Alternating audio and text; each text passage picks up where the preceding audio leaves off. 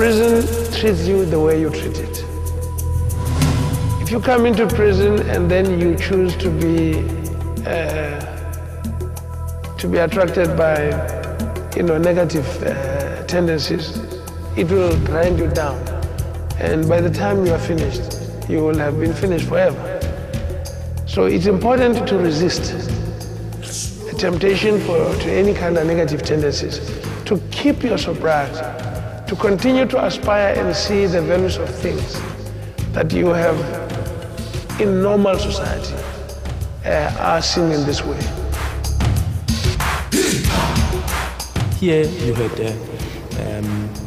a small community that was trying to reflect what a genuinely democratic South Africa should look like. We never thought that we'll ever come back to Robben Island. Even if when we're in prison here, when we'll be discussing that if the day I am released here, I'll never set my foot in this place. But when we were told that on the real day we're coming back, we're also very excited to say we're going to see how Robben Island is and even the sections that we used to stay for and so forth. And we loved it.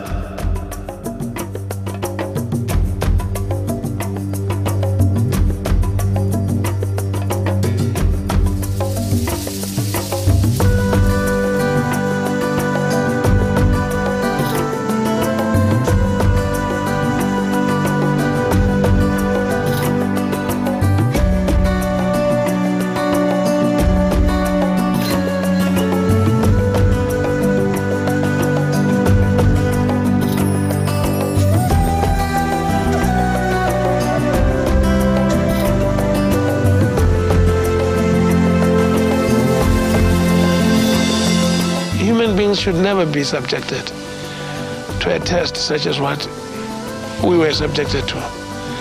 I think if it can be avoided, it must be avoided at all costs. No human being deserves that way. Because you can never tell. I mean, you couldn't tell who would survive. Some of the people didn't survive. Some really wonderful individuals caved in here. And then they were finished and they were gone.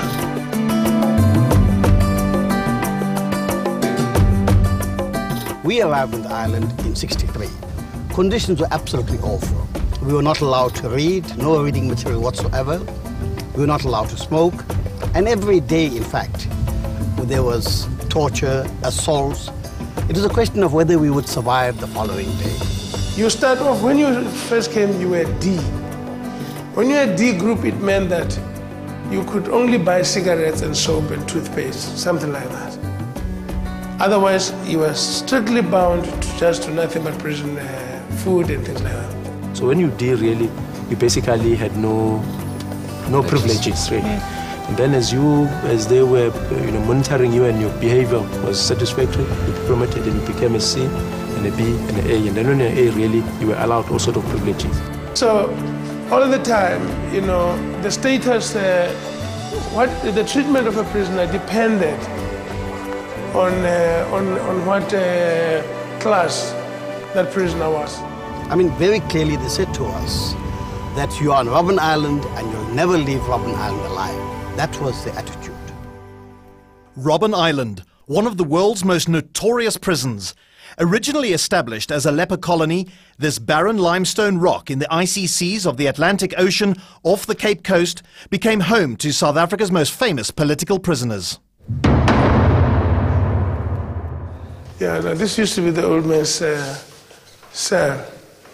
And then the doctor prescribed, because of age, the doctor prescribed the bed for him. So for him, for Comrade Governor Mbeki was here.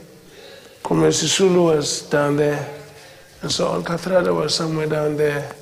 Elias Motoledi was here. Lawrence Pogan, I stayed here between 78 and 79. As you can see, over there is Nelson Mandela's cell. And I must say that he had a very good view of the center court. In the face of brutal warders, crippling labour and starvation diets, sport was one aspect of prison existence that made life bearable. Prisoners took sport very, very seriously. However, it must be understood that in as much as sport was a unifying factor here, it was also a dividing factor. And the teams that were formed here were regarded as so important. I mean, the tensions build up around them, just in the same way that they build up, for supporters of Orlando Pirates and Moroga Swallows and things like that. Lots of disputes, physical, sporting disputes had to be settled here. It divided us not into the various political groupings, but as spectators. So you'd find an ANC person, PAC person, a ZAPO, at the time BCM person, rooting for somebody who came from a different political party, so that it united us as inmates here and kept us away from our political differences, but nevertheless divided us into spectators. It was a service to the struggle, to keep the morale of the people up. It is a most dangerous thing when prisoners can sit and think of nothing else but the calamity in which they find themselves. Once you are in prison, it's important to understand that you are there for so many years, to come to terms with that reality and to figure out how to use the time you have in a constructive way. It was a time to forget home, to forget the worries of prison, and to concentrate on only one thing. Sports activities on Robben Island began humbly and grew in stature as harsh restrictions were slowly eroded and hard-fought privileges were won. Sport started in the early 1960s with crude games of chess. This place, this quarry, this stone quarry, saw many men coming here, prisoners whose backs were broken because they had to contribute to their own imprisonment, our own imprisonment. To take out the stone to build the jail, back-breaking work. But because the essence of our being here was to see to it that history proves that the human spirit can triumph, these stones were also used secretly to carve out drafts, chess pieces, the bishops, the knights, the castles, the pawns, in order to exemplify victory. So sport, indoor games, outdoor games became our means of survival, our tool for sanity. We triumphed. So when we were staying, then they kept us here for months, just kept us here. And we're not even getting exercise or so. But we needed to do something, so we decided, no, okay, we'll make ourselves some chess boards and play chess. The only way we could do it was to get, and we had no boards. So what we do, we took the Omo boxes, this powdered soap boxes, and you just cut the one side that is flat, and you can draw the board on it and so on. And for the pieces now, we had to take the other parts of the box and cut it into small pieces. And you can just write, for instance, WP, which means white pawn. And you just make 8 pieces like that with WP on them. And everybody, this is a white pawn, And with the pawns, you can put them anywhere else. And then, of course, you can also put WR, which is a white rook. So you have 2 of those, and then the bishops. You just like that. So the pieces really look the same, but it's different. And then you make the black ones. It means actually, because we are not, everyone is in his own cell, it means everyone must have a full set to themselves. So we make it in this way. People like Nelson Mandela, Govan Mbeki, Walter Sisulu, were locked away in B section in the small single cells, left this place not being allowed to come and observe or to spectate here. For a short while, they were given permission to walk into one of the prisons, the cells, into sections, in each section where some of us were kept for the first few months of my arrival from prison. Otherwise, I was always locked away in the isolation sections. The reason that the authorities, I presume, did not want Nelson Mandela, Walter Sisulu and others to come here to mix with the rest of the prisoners was because they wanted to keep the leadership away from ordinary prisoners so that they are demoralized, they are unable to be moralized and to motivate others. It was maximum isolation for them. Despite the strict isolation of Nelson Mandela, there were opportunities for him to take on other prisoners in a game of chess. More often than not for his opponents, it was a frustrating battle of wits. When you sit down to play with Comrade Mandela, you must be ready to sit there for a century of years. Because he puts a piece there. And then you start, I mean, the early moves really are so easy. You move a pawn, and the chap moves another pawn. But you move a pawn, and then the president sits there and contemplates your move, maybe for about 15 minutes. I mean, just one point. He's not moving you. And he's not interested in winning this thing. He's just testing your patience. You would have expected one of Mandela's favourite sports to be a knockout on the island, but in fact, boxing, one of Mandela's passions, was never championed in the prison. No, after the hall was built for us, we put there was a demand for boxing. But when the boxing was on, people were boxing. We find that it's dangerous. People are fighting, really fight. They are real fighting now. It divides us. We find there are ANC, there's PAC on the other side, there's ANC on the other side. We decided as a community that we should stop boxing here in Robben Island because it's too dangerous for us. This boxing was loved by the white warders. They loved it, to see us boxing and so forth. And say again, if we boxing and someone is injured and so forth, how will we get treatment and so forth? Then we're dissuaded from continuing with the boxing. And we felt, man, my God, we don't have the facilities, Our diet wasn't good, and that we really can't afford to get into the game, and we abandoned it. I mean, that was the beginning and the end of boxing. Boxing, yes, right. Soon there was a growing demand from the prisoners to expand the scope of sporting activities from indoors to outdoors.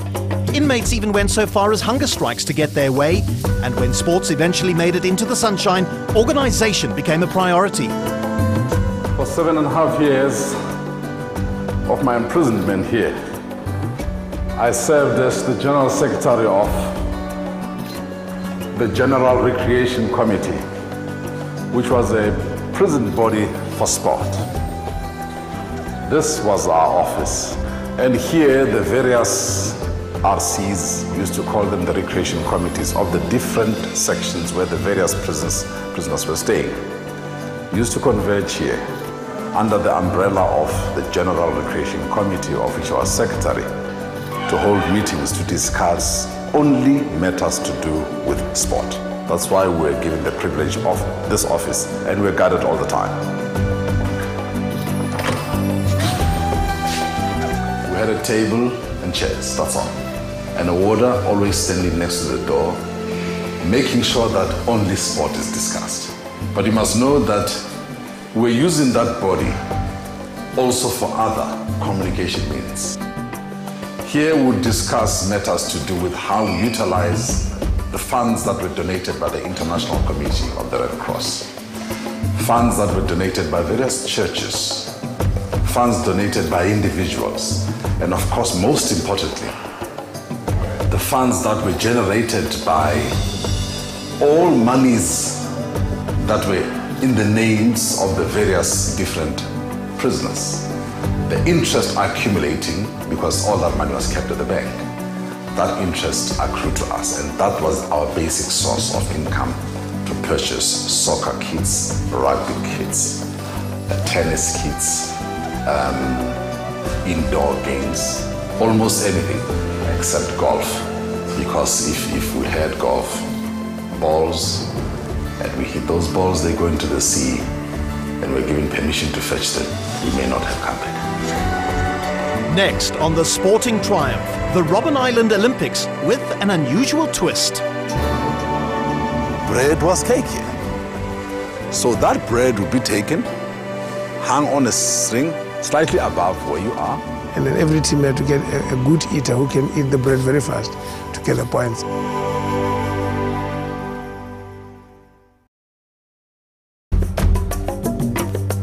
By the 1970s, sport had become entrenched in day-to-day prison existence, and the inmates became more ambitious with their sporting prowess. So much so that even Robben Island had its own Summer Olympics. Then, I think it was about 1970, That's right. we decided to have our own Olympic Games. The idea came to us, why not have our own Olympic Games? Each and every type of sport, all indoor, all outdoor sports that were permitted here by law were played. And they gave us permission. And we then started having all the field events and track events, you know. I think the general summer games will take, as you know, that 16 days, what Antonio Samaranch, the president of the IOC, calls them the 16 days of glory. I would say here in the island we had the 4 days of glory. And people would come in their colors coming from the different teams to play. Those Olympics we lived for each year. The most important sporting events associated with the Summer Games were the track events. 100 meters, 500, 1,500 and so on. We had very, very skillful, very tough sport persons here who exhibited excellence and commitment to what they were doing, even on surfaces or grounds that were not intended for those types of sports, as you see what we have on Robben Island. The Robben Island Olympics bore little resemblance to the actual Summer Games, particularly when it came to the spoils of victory. There weren't too many gold, silver or bronze medals floating around the prison. Another bright idea came to our heads, that we must give presents. Now what presents can we give? A packet of biscuits for yourselves, because you'll be allowed to buy that once a year. This was before prisoners were allowed to buy other things. You may be allowed a bottle of cool drink, Oros we used to call it here. We wrote for permission, and we got permission. And we were able to buy coffee, cold drinks. I don't know whether we sweets. were still present when we were allowed to buy the full cow. We wanted to slaughter here because the youngsters who came later on in the 70s, they wanted to eat meat, and then we decided to go and ask authorities that they must allow us to buy what you call big ordinary live cow. Yeah, then we were allowed. We were not there. We were already out. When then we were allowed to slaughter it here. We bought some biscuits and sweets and everything. We make a big Olympic what you call tournament that year. But what was good is that there was a sense of reward for some of the players.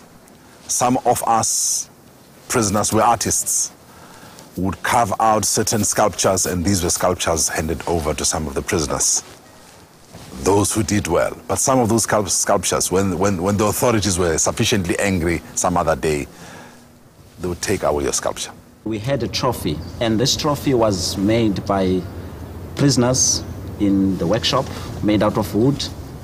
And it is the same trophy which was taken by the Olympic Bid Committee, and I was part of that team. We went to Mexico. There was a meeting of all national Olympic committees of the world, and all bid cities were asked to give their second last presentations, convince the world why we want Olympics. And we brought that angle of Olympics on Robben Island. Later, real trophies were permitted for success in each island Olympic discipline. But there was a game that we used to have, a competition. Bread would be taken, because bread here was truly what Marie Antoinette had said, let them eat cake. Bread was cake here. So that bread would be taken, hung on a string slightly above where you are. And then every team had to get a good eater who can eat the bread very fast to get the points. Everybody wanted to represent their team in that one. Some failed. But let me tell you, people like Terra Lekota didn't see that as sport. It was a form of hunting, and most of the time he won. Still, the prison authorities were not exactly bending over backwards to provide the sporting inmates with facilities. Do you remember that this part here used to be the zinc jail? That's right. And this is where, in fact, the common law prisoners and subsequently the Namibian SWAPO guys Came and stay here, right. and also our guys who fought in Wonky, remember? They were staying all year. That was 1969 when they came here. First thing they started to open this place, they moved the criminals there. There was a zinc trunk there, jail. They moved the criminals there. Then they started to build this place for us. As you can see, it's difficult to grow this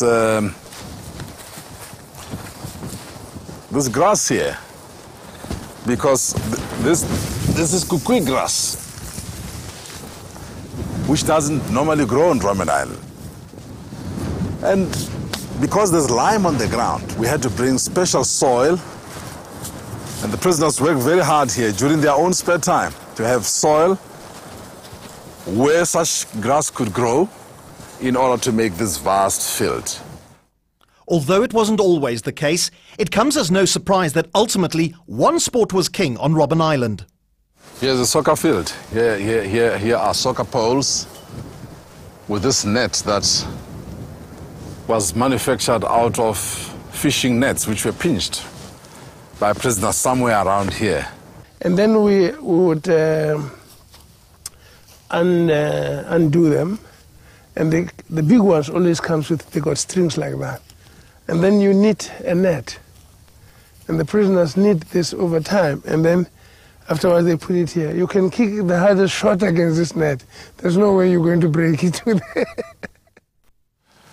The General Recreation Committee was the body in charge, not just of sport in general, but specifically creating a number of different and well-structured leagues.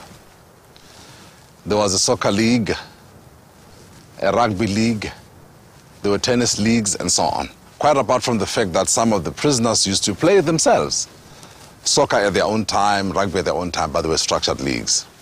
At the very beginning, we only had three clubs, in fact. We had a club called Bucks, Rangers, and Hotspurs. Those were the only three clubs, all ANC, because PAC at that stage, in fact, decided to boycott. The following week, the PAC chaps approached us, some of them, not all of them, and said, look, give us a chance. We want to prove to the rest of them that you guys want to play soccer. So the following week, in fact, we scheduled a match between Bucks and their team. Okay? But what happened is two PAC teams took the field and they played. Okay? Subsequently, they formed 4 teams. We then felt, look, we've only got 3 teams, so we also formed the 4th team called Hotspurs. Hotspurs, right. Okay? One of the greatest sport persons that passed here was Kgalema Motlanthe, who has just been elected the General Secretary of the African National Congress. That man used to play in these fields. You also had Pat Mulala, who's with Azapo. I think he's president of Azapo right now. These were people who were soccerites outside before they came to prison. So by the time they came here, they brought a wealth of experience, not only in how to play, but also in how these leagues themselves were structured. You had, for instance, chaps like Terra Likota, who, if it were not maybe for the situation that we found ourselves in here in South Africa, he probably maybe would have been a professional soccer player, would not even have got involved into politics. He was one of the guys that played good soccer, and he was well known for it here on the island. And there were many talented young people who had not reached any professional ranks, but really who were competent, who could have been at any time, would have graduated into professional ranks. Robben Island's football provided all kinds of intrigue, even its own legendary controversial moments, as Tokia Sekwali recalls. One of the key business persons of our country, Mzilikazi Khumalo, was a referee in a match where somebody scored using the Maradona hand of God. We don't have cameras here like you have to show slow-mo. It was a heavy dispute that cost a whole suspension of soccer here for a month because there were court cases, there were lawyers, there were committees, there were protests, players. It was a whole division, and you didn't know who was ANC, PAC, that type of thing, because everybody wanted that issue to be settled. But it was the hand of God, and we couldn't prove it with slow-mo. In the end, the dispute had to go. But it was a very difficult judgment that had to be made by a person who was as able in refereeing as Mzee Khumalo. Even provincialism reared its head amongst the prisoners when it came to the sport of choice. Soccer, for many of us who came from the northern part of our country, Johannesburg and so on, at the time the Transvaal, rugby was not popular amongst black people here, there. But when we came here in the Cape, we found that rugby is very, very popular amongst the blacks. To some of us, we used to think this was a sport of the oppressor. And we joined in appreciating and in playing rugby. We never really identified sports, at least as politicians here. And I even know from outside, we never identified sports and said, this is a white man's sport. No. People would say that. We never viewed it as a game of the oppressor. We viewed it as a sport, and then we enjoyed it. Rugby came when, after this big struggle of 10 days hunger strikes, then this thing started to develop here. It was the training that was the problem, because if we said we are going to camp in this section here, it means we are going to camp, sleep here, and do our training. We do it in the bathroom here. We do the training in the bathroom, which is small space and so forth. And whilst we're doing it, we didn't want to be seen by other clubs, our tactics of training. Those are all the problems involved in our training of it. Despite the training limitations, rugby on the island produced some star players and some who were uncompromisingly tough. People like Steve Chwete, who came from the Eastern Cape and so on, were rugby boffins here. He cannot play soccer, but he will run with a ball hitting his knees, with his knees. The rugby player. Very rough, tough rugby player, Stephen Chwete. For your information, he's a good player. He was a very good player, but rough and tough. He was a little bit tricky. Robust. Yeah. He was robust. Actually, was robust, Stephen Chwete. And we're playing the same club with him, that is Equays, because there are 3 rugby clubs here. We have 3 rugby clubs. And it is a post that is following from the waters, because if this rugby, they will all come in. They wanted to see, they never favored soccer so much, but with rugby, they were rugby crazy. Whenever Western Province used to play Northern Transvaal, those of us from Northern Transvaal who were prisoners came on the sharp end of those warders who were from Western Province. And after Western Province had lost a match, you would feel a warder locking you in that night. Instead of saying, as usual, good night, thank you, see you tomorrow, no greetings, because you came from Northern Transvaal. And you'd see a smile from a warder who comes from Northern Transvaal and would be talking excitedly about what happened that afternoon. So eventually we were able to break even that chasm that existed between ourselves and warders. Policy required that, because prisoner and warder, ideologically, philosophically and physically, should be kept apart. It was sport, in the main, that united us with them before, of course, we could even recruit some of them politically.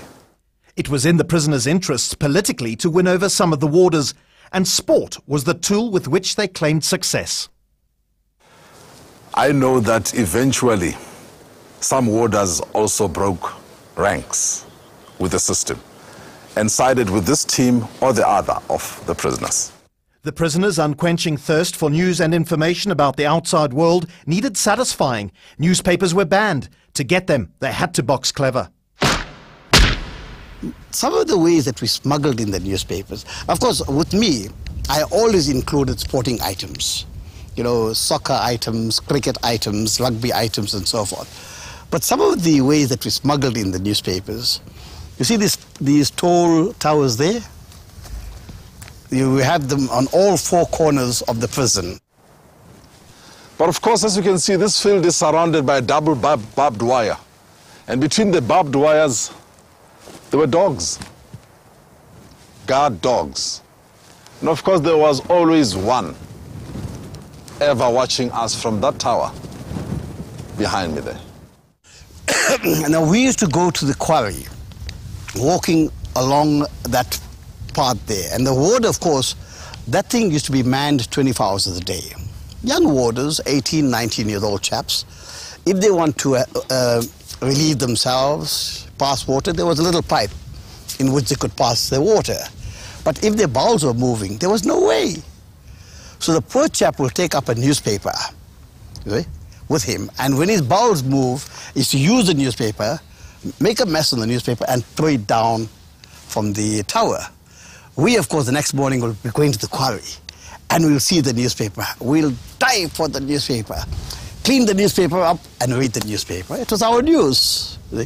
These news would come through radio, because we had radio as the General Recreation Committee, which were in charge of music, records, all sorts of things. We had a collection of records here, lots of them. But during the time when records were not playing, we would get news about what's happening inside the country. Of course, things like Kaizer Chiefs, Morocco Swallows, Orlando Pirates, Cosmos. It was causing a lot of excitement here because many of the people had come from different parts of the country, believing in soccer, being soccer spectators, and of course a lot of people had played sport outside as Soccerites. So when those types of news used to come about sport, about soccer, it used to cause a great deal of excitement. And for a moment, we used to forget that we were in prison. But come 3 o'clock, 3:30, lock up, and each one to your cell. Although the information most sought after was of a political nature, the prisoners also wanted to know about sport. A lot of the time they actually knew what was going on in the mainland, and they knew who they supported. Obtaining information about all kinds of things is the key daily preoccupation of prisoners. A lot of information that we used to obtain outside of political information was sporting information. You would get information about the fact that, say, the British Lions are touring South Africa. Now that causes tension here. Because overall, the warders will be looking forward to such a tour and rooting, naturally, for the Springboks. But with us, we're anti-Springboks because of the divisions that were there in South Africa, and would stand pro the British Lions. I remember one Saturday, accidentally they switched on the radio. It was a commentary for a rugby match. The Springboks playing the British in Cardiff, playing Wales in Cardiff. And I remember we all went under it and started listening to it, and the commentary was all in Afrikaans, you see? Yes, yes. And we were trying to work out. And there I heard the commentator saying, and daar komt die betogers, daar komt die betogers. And the whole field was taken over.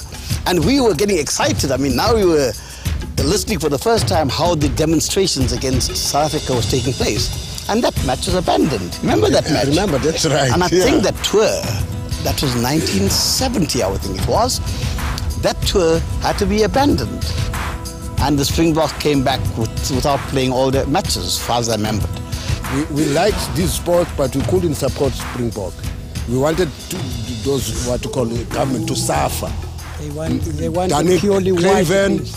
Danny Craven, there's another one now who's Louis Late. Danny Craven, Louis Late, we wanted them to be beaten. That's how it was here. You would actually feel the tension amongst us, because some of the warders would want to take it out on us, because we would have rooted and supported the British Lions, not because we like them, but anything that was playing against the Springboks to us was something to support. Even though they were unanimous in their dislike of South African teams, the inmates still recognized how talented some Springboks were. Nasport, of course, Nasport was a favorite. Although Nasport was a bit cruel. He was very cruel. He didn't want to be tackled. Once he is tackled, he turns back and fights the man who's tackling him. By that very same thing, we didn't like what Nasport was tackling. But he was a good guy, man, I'm telling you. He didn't want to see poles in front of him, drop goals, everything was too good. In an awkward position, he saved South Africa. Many times, that is Nasport. Well, my favorite player was Piet Visser from Orange Free State. And that was a good chap because he was tough and fighting. Even after they put Tobias. Tobias, who was that? Tobias? Yeah. Tobias. Tobias was just a stance there. then Chester Williams, but it's better for Chester Williams because it came later these days. But Tobias, that one was the only colored was in that Springbok team. He was a rubber stamp to apartheid policies. Sports facilities were not only useful for sport, in fact sometimes they had more use for other illegal purposes.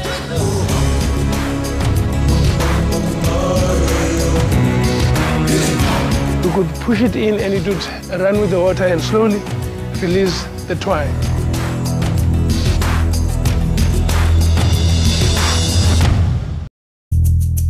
All sports facilities on Robben Island were built by the prisoners themselves, and sometimes when they needed specific materials, which the authorities refused to provide, devious means would have to be employed. Prisoners built this place with their own bare hands. So in as much as we had to build the prison, we reached a situation where permission had to be given to build sporting facilities. But these were not allowed. At first it was hard rock. We used to steal the cement from the authorities and come and start building the tennis court. And the authorities would damage it, break it up. We would steal more cement, and it went on and on in this way. But we used to go to the shed there where they stack these things. Just take bags and then bring them here. And eventually we built 2 lovely tennis courts. And then, of course, ironically enough, whenever visitors came along, the authorities took them to the tennis court and said, look what we're providing them. Tennis was played here. The guys who played tennis here, there was Terra Licota, he was in this section and he played. The reason I'm Terra is simply because I spent so much, that was a nickname actually I was given by one of my school sports masters back in '65. So I was really Terra long before I came here, you know. Tokyo Sekwale. I used to lose many games here. I remember winning a few. These comrades were really very slow for me, you know. They looked like they were in a slow motion.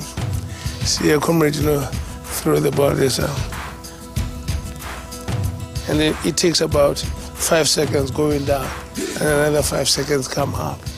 Then they throw the ball through there, and then, and I think probably it floated for about 15 seconds before it landed there, and then, you know, and then that comrade that side, you know, walks very slowly. Hey!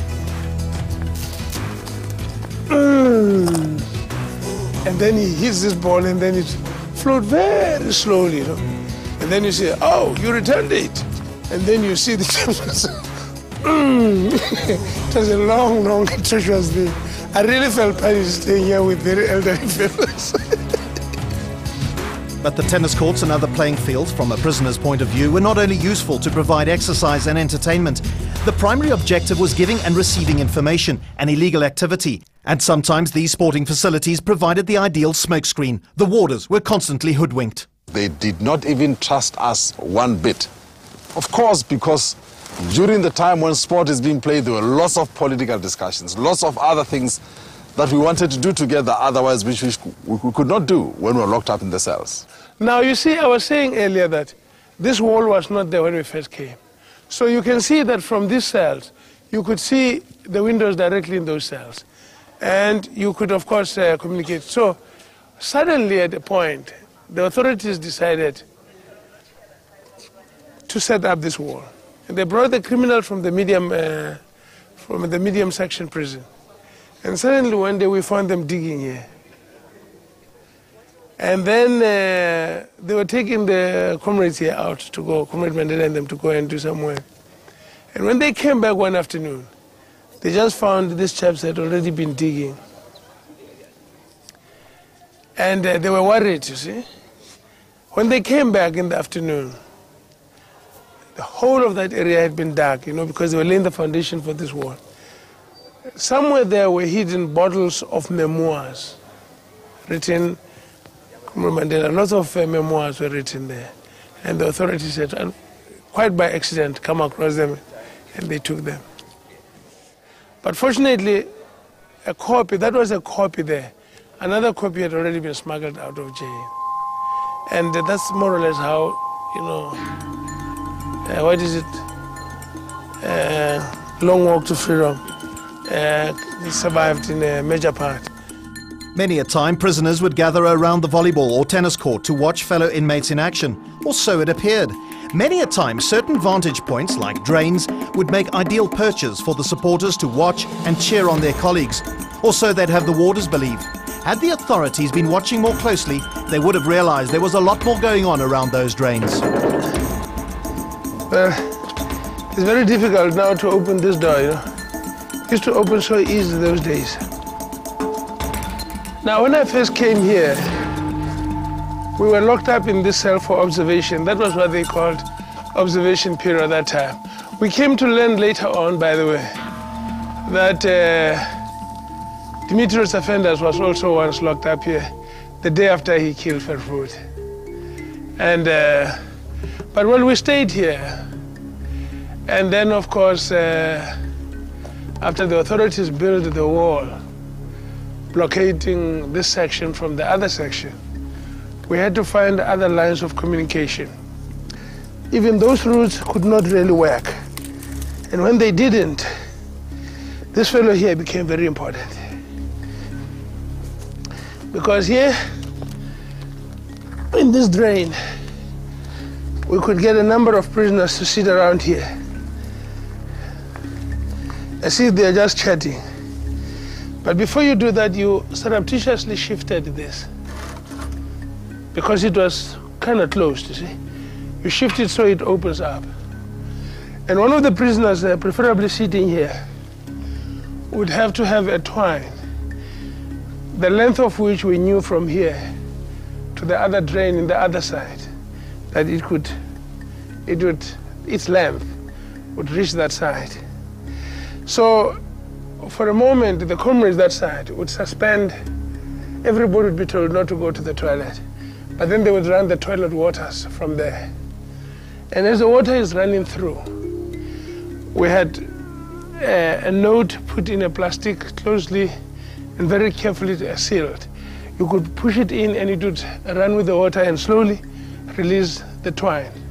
It would pull it on like that. By the time it reaches a certain length, we knew exactly that it would be almost directly under the lid of the drain point, that side.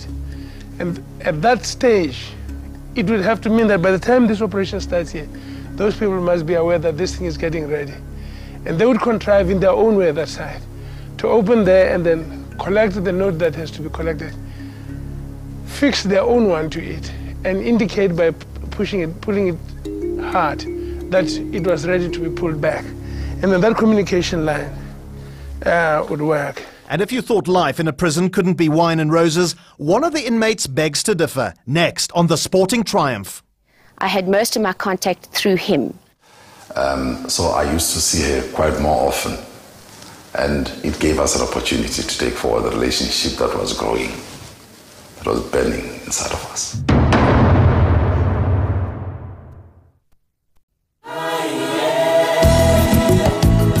With Robben Island a hive of sporting activity and the prisoners having built their own facilities, the last piece of the puzzle, getting sports goods, was provided by a young legal secretary, Judy Moon. She really played a significant part in getting many of the things that we used here. As Denmark was pointing out, initially guys would have trophies that were made out of wood.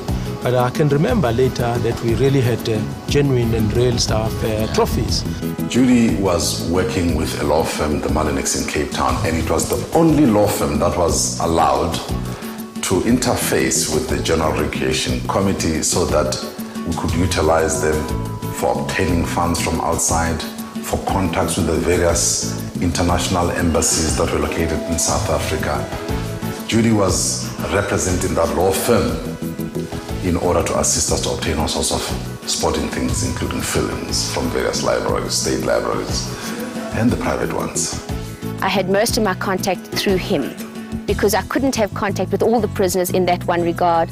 My contact with the other prisoners was on an individual, personal level. So I used to see her quite more often, and it gave us an opportunity to take forward the relationship that was growing, that was burning inside of us. As the 1980s were drawing to a close, the authorities started relaxing their strict grip on prisoners' activities, even to the point where big international sporting events could be watched live on TV. Getting TVs and antenna to the island, another vital role for the future Judy Sekhwali. Then for the first time, we could actually sit, instead of listening to the radio or reading it in the newspapers, we could watch Wimbledon, the French Open, and all of us, we had our favorites there and Utu. But on the whole, especially with the ANC guys, you would find that if there was a player that was promising and that came from the Eastern Bloc, we would automatically support him, because again, it was a way of saying these are the people maybe who were with us in our struggle. But there were really fierce competitions here amongst ourselves when Martina Navratilova would be playing Steffi Graf in one of the tennis championships. But what I remember really, the one thing that I will not forget, is when the World Cup was going to be played, that took place in Germany, I think, no, in Italy, in 1990. I mean, we had planned for this for 2 years maybe, to make sure that when it does happen, everybody should maybe have a television set. Because what the authorities did, there were certain sections like E and D where there were no television sets, because people that stayed there, or prisoners that were kept there, belonged to the categories that did not have those privileges of watching television. So we moved, we negotiated, and in the end, just a week before the World Cup was to start, the authorities agreed that for the entire duration of the World Cup competitions, all sections would have television sets. And Judy Sekhwali ran around organizing that. It was the 8th of June, and it was starting, and the prisoners really fought to get permission to get those huge aerials to be able to receive reception to watch the World Cup soccer. And I had a very small car, it was a little Uno, and I had to go out to Maitland and go and buy 11 of these massive aerials and get them onto the boat by 5 o'clock in the afternoon. And they allowed the prisoners that evening to install these huge aerials so that they could watch soccer. And then the next day, or that night, they were all preparing to watch the soccer, and a huge group of 24 were told that they were going to be released. As we were settling down to sit down, and then there was a knock on the door. By this time, the doors had been locked. There was a knock on the door, and this warder came in with a long list of names. He just rattled through the list, calling out names. Tokyo Sekhwali, Mziku Male, Zakes, all of them. Then they were being called. But then, of course, at the time, we were referred to our prison numbers, but we knew them so well that when they said 38, 83, I knew exactly that they were referring to so and so. So they called them out. And then there was an announcement that all of them were being released the following day. I mean, here they were releasing guys that still had about 6 years to do, and others had maybe 10 years to do. And then it dawned on us that maybe this Robben Island was going to be closed after all, because now this was a wholesale release which was not expected. So what I'm trying to say here is that the whole thing, the game that we had prepared for so long, it just paled into insignificance, because the big issue now was this release.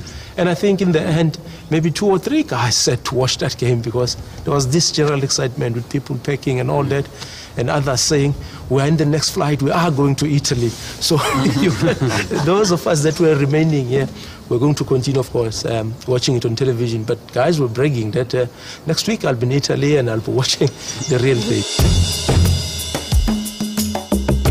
Within months, most political prisoners were back home. They were free men. Their experiences on Robben Island were behind them, but would never be forgotten. We really did have great times here. The way we could forget and make time pass on. And what we had here was utmost joy. As you can see, this is not prison. It was the only time when we were out of the cells, out of the hard and tough cells. This is it. This is where we could, for a while, get satisfaction that there is life out there. It was a great unifier. People had come here, sometimes divided into different political organizations. But sport served to assist us to transcend those difficulties, those differences, the divides. we're able to converge here and build a very strong spirit of comradeship, camaraderie. But of course, like everything, the day had to settle down and the sun had to set. And by the time we all went to ourselves, we take away memories of the excitement of that day. And for a short while, for a brief period, we might have forgotten where we were. But back to that cell, it's once again carrying the heavy sentence on your back and to survive for another day here.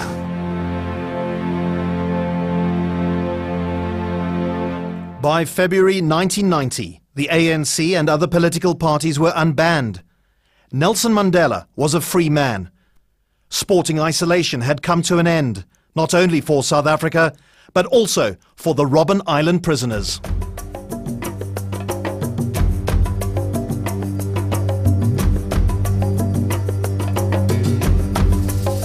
Memories of years gone by. The winds of change. Where were you when you could have taken us away from this place to fly away? The sense of time holding secretly in their bosom memories of yesterday. The grass trampled afoot by feet of giants, men tall in stature, who crossed these plains. Stones of resistance, you remain here as sentinels to watch away the memories.